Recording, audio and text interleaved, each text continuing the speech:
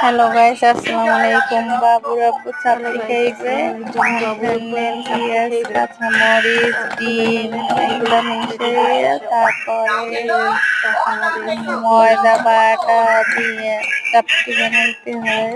কে খায় জানি না, খুব মজাই লাগে।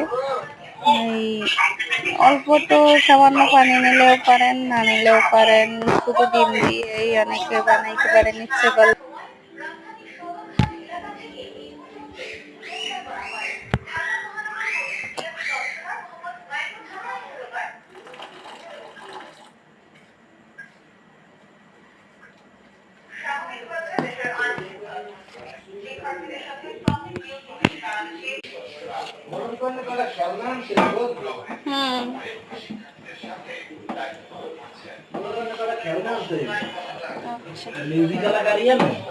আনবা